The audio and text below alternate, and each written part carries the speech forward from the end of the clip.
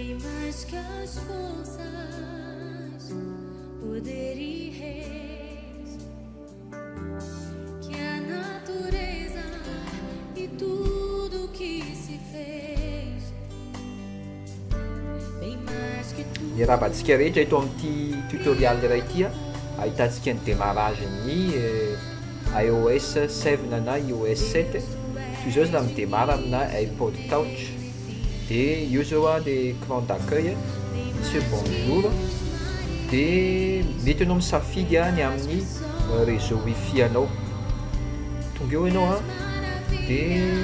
normalement misy nom tapeny eo a, nom d'utilisateur anao zany, de misafidy eo ianao a ny réseau wifi, misy mot de passe moa zany mazava ho azy, de toy ihany koa tonga eto ianao fa misy an'io wifi zany efa vao configuré, de eto amin'ity location service ty ihany koa activenao io a, eto moa zany iPod Touch no ampiasaina, de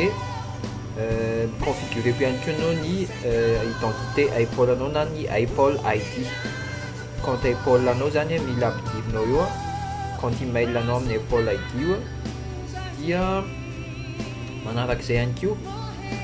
miandry kely ianao avy eo, miandry kely fotsiny ianao a, de